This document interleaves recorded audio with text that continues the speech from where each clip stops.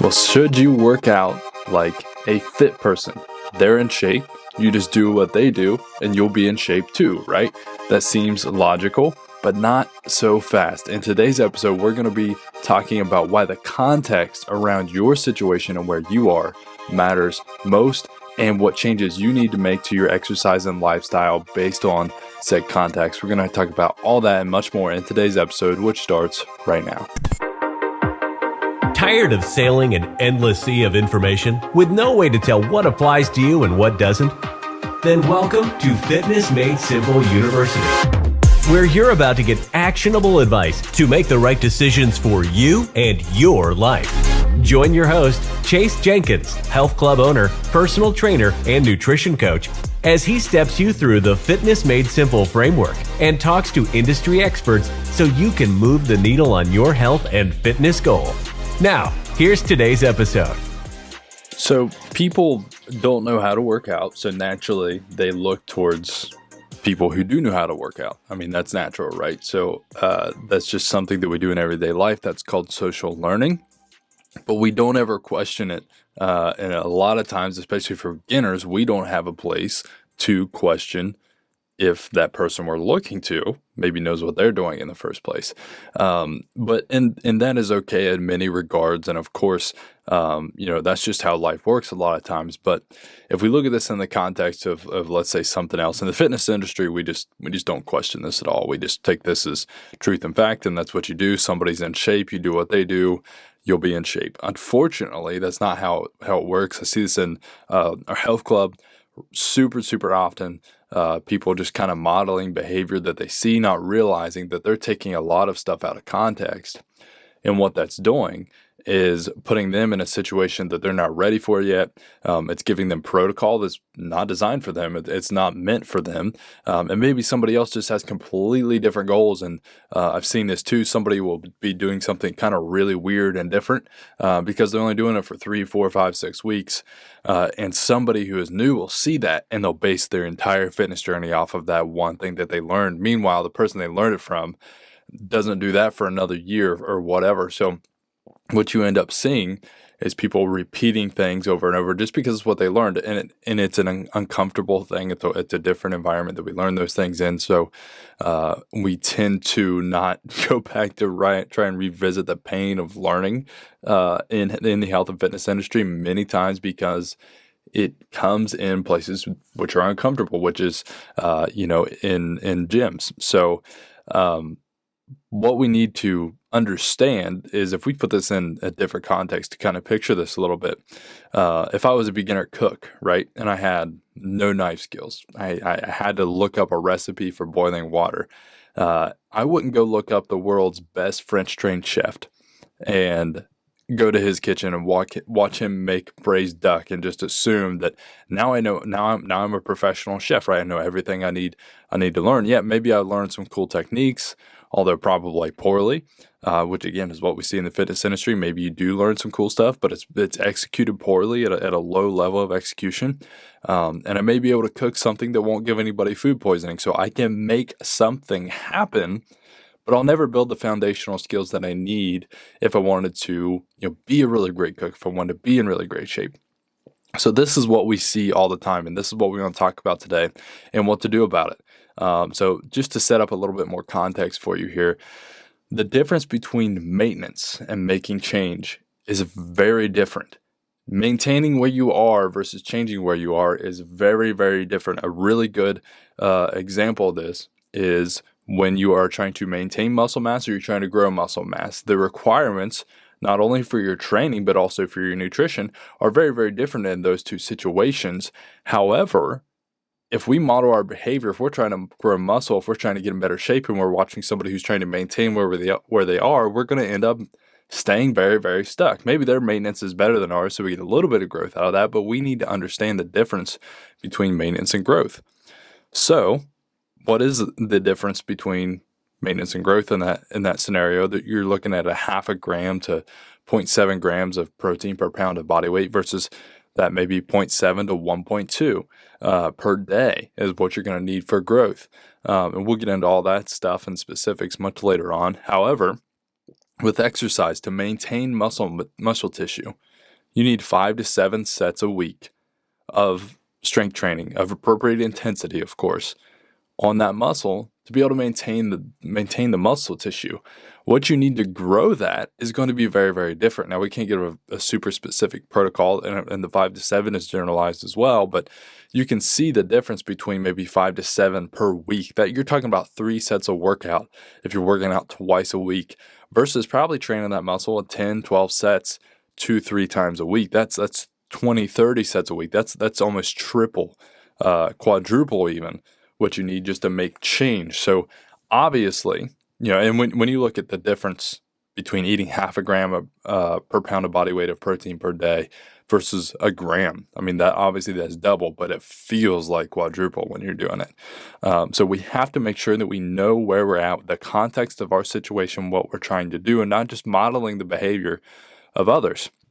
Now, I can work out 2 days a week and eat 500 less calories a day and still maintain my physique. But if I want to grow, it takes 5 days a week, really intense workouts, an extra 500 calories a day. And that, again, totally different situations. So what we need to understand is that if you're trying to grow versus maintain, if you're trying to lose body fat versus just keep your body weight, you're going to be doing very different things. You got to know where you're at. You got to know where you're headed. Part of the reason why we're here for you. So how should you work out, whether your goal is muscle growth or fat loss or whatever?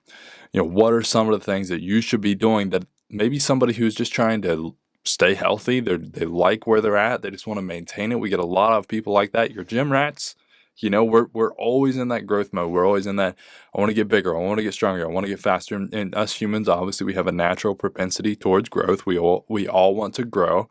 But fitness isn't always the place where we want to see the most growth. Maybe we're using that to see other areas of our life compounded. So how should you work out? We're going to focus just on exercise mainly today if you're trying to progress in fitness, not just maintain. Well, number one, of course, is progressive. It's in the name, progressive overload. We all know this. And I say this, progressive overload. We all know this.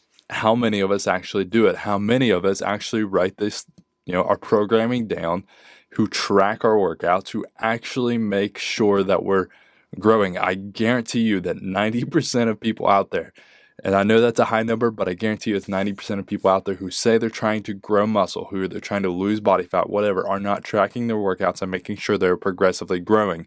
What we think we're doing in their workouts, what we think is going on in our head, does not match up to what actually needs to be done or what we think that we're doing. We are inherently terrible at tracking our progress with our head. That is why we use all these tools. That's why we use these apps. That's why we graph things and chart things. And that's why if you hire a coach, they're going to be doing that for you. So it is super, super important to do that. I can't remember. I know there was a study one time where they had people track their calorie intake for many different goals and many different ways of doing so. It was almost comical, the people who were doing it just in their head, how close and how confident they were and how far off they were. So when we talk about progressive overload, I don't think it's incredibly complex. Even if you don't know what that is right now, I guarantee you can figure it out just by the name, which I'm going to tell you. But the key to this is not knowing it, is putting it into action, and not putting it into action in that we're going to assume that we're doing this because it feels and the vibe is there. We don't run on vibes and feelings. We run on data. So we have to track our workouts. I know sometimes that's monotonous, but man, that is super, super powerful. Even if you never go back and look at it. Here's a really good nugget. Even if you never go back and look at the workouts that you write down and when you fill in your weights, the act of writing them down does two things. One, it makes sure that you actually do set 3 and set 4 and set 5, because sometimes we write down 5 by 10 or 5 by 12 in our book, in our program, but we always do 3, but it feels like 5 when we do it. And we lose track in our head. We're very bad at focusing during our workouts. So it'll do two things. One, it'll force you to do all 5 of those sets. So you're going to actually do the workout that you wrote down. And two, it's going to, the act of writing itself will ingrain in your memory what that weight was, what that feeling was at the end of that set, so forth, so that when you return to it next Monday, next Wednesday, whatever, or maybe a couple days later even, you're going to remember when you write it down again. When you're doing that act of writing after a set, your brain is just in that situation again, and you're going to feel that progress. And that is a real feeling of, oh, last time I remember I was writing this down. Whether you flip the page back and look or not, you're going to have a much better chance of remembering, I did this with 135, or I did this with 125, and this week I did it with 140, or maybe I did it with the same weight, but man, that felt easier. I don't feel as exhausted this time. So writing stuff down is really, really important. Tracking your workouts and your data with progressive overload is great. If you look at somebody who's in a maintenance phase, who is just trying to stay healthy, they're not trying to progress. They're probably not going to be doing that. Maybe they're in great shape and that is a habit that they have and you do see them doing that. That's great, but not everybody's going to be like that. When I don't have real serious fitness goals, I'm a career-driven person. I got a lot going on. I'm not trying to be super crazy diligent about my fitness. I don't miss my workouts because I see the value in them. I'm doing those things, but you're not going to see me walking around with a notebook or typing notes in my phone, tracking every single pound that I put on the bar. So if you were to learn from me just from watching in that phase, you're going to get led wrong, right? So that's why it's important to understand our context and who you're learning from and where they're at and their situation, and make sure that it matches up to yours if you're doing that. So number 2, breaks from training built in. If you see somebody who is not in an intense, and this really applies to somebody who is pushing really hard for a goal on a time-bound thing, we don't recommend, I know it's not in the SMART goals. I'm going to blow everybody's mind here. Your SMART goals, your specific, measurable, attainable, all, that stuff's great. It's better in a corporate culture. It's better in a workplace where things are controlled and organized, unlike everyday life, which is not 100% controlled, which is not under a microscope 24/7. And it's messy, and that's where health and fitness occurs. Therefore, sometimes those goals don't really pan out very well.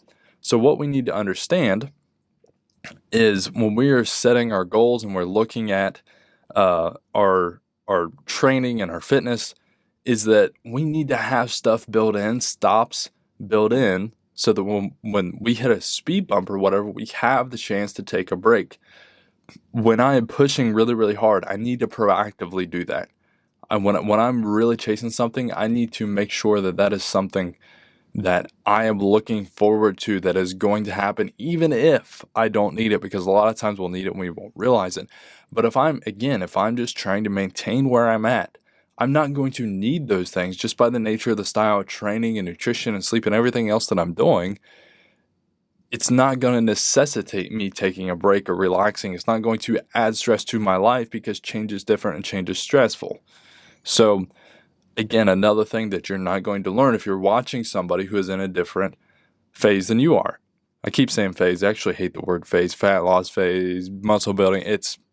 That's not how we operate. We don't go in phases. Yes, it's great to focus on one thing at a time. It's not what I'm saying. But until you've developed the right habits, phases aren't what you're going to need to focus on. So habit development phase, how about that? That's the first one.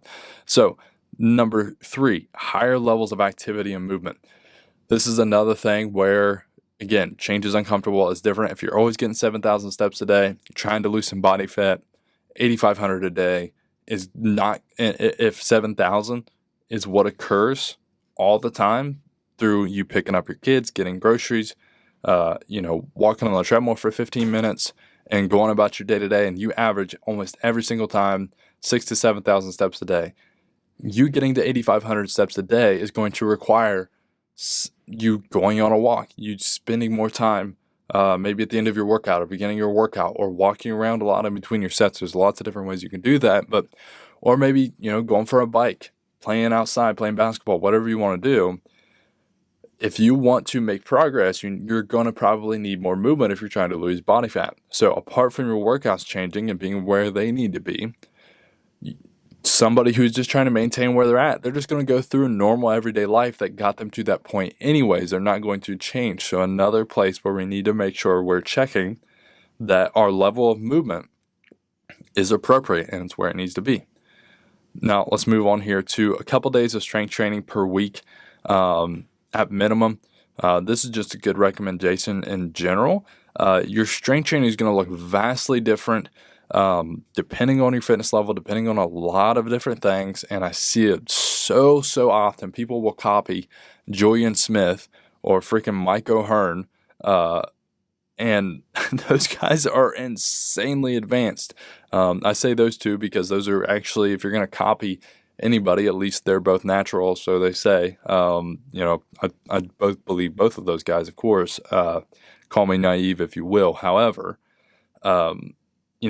even if we're copying somebody who is natural like us, and we understand that when we're on hormones, when we're taking Trenbolone and we're taking all these things, that we're not going to work out like those guys because it's a completely different physiology. It's completely different chemistry experiment